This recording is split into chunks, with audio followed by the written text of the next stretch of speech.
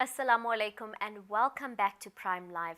As South Africans are now preparing to vote in the landmark election next month, the Muslim vote will be an important talking point, especially in the Western Cape, for example. Muslim voters hold the sway in deciding whether the status quo remains or whether a new government will take over on the 1st of June.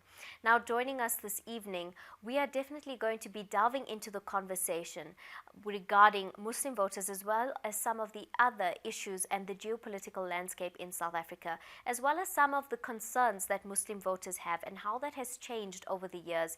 What mattered in 1994 is maybe fundamentally changed now come 2024. This evening we are joined by Councillor Imraam Moosa, who is from Jama-ah, and he is the ward councillor for Lenasia, and he joins me now to unpack some of the key issues to consider as we head into election season in South Africa. Assalamu alaikum, Councillor Moosa, and thank you so much for joining us on INX Prime.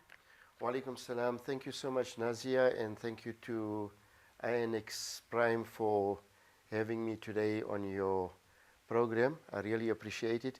It also gives us a good opportunity to introspect where we're standing in the country presently, and I think that's the reason we are here today or tonight to discuss the political landscape in our country.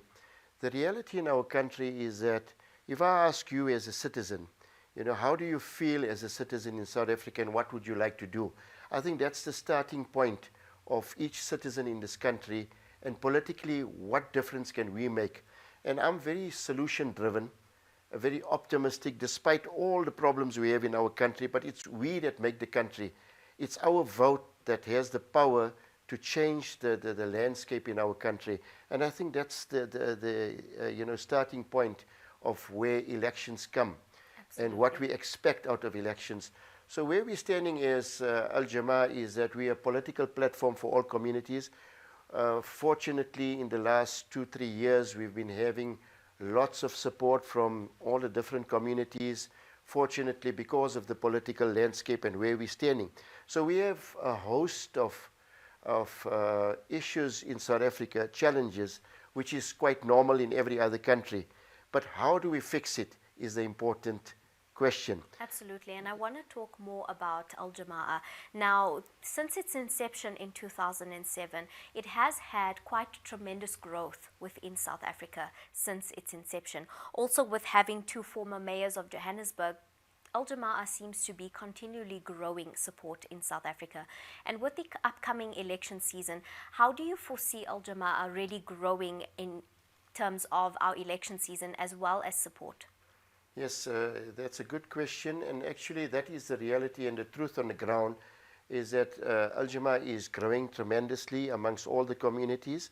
And what's actually happening is that because we have the mayor now and we're making a huge difference, there's a lot of trustworthiness amongst many of the other parties that are relying on Jama-ah to lead the city of Johannesburg. And I'm sure hopefully Jama-ah in the near future, we're hoping that will also lead the country to some kind of righteousness, conscientiousness, trustworthiness, honest leadership. And that's what we need in our country because it's lacking to a large degree, and we need to find solutions of how we can improve the service delivery in the country.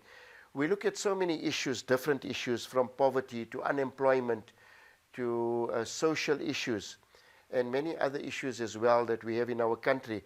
But the important aspect or the important question, like I said earlier, is how do we fix the country and what solutions have we got to fix our country? And this is how we need to empower our youth, our women folk, as well as many of the other citizens in the country to work together and unite as a nation and find solutions as to where our problems are and how we can resolve those problems. Absolutely. Now, you spoke briefly about the political landscape in South Africa, and I briefly spoke about it in the introduction today and how much it has changed since 1994. And people are looking very optimistic towards the future, and a lot of people are saying 2024 is going to be our 1994. Now, with the political landscape changes across South Africa, what are some of the key factors you believe are going to influence voters now in this election season? So this is going to be a game changer. to be honest with you, Nazia.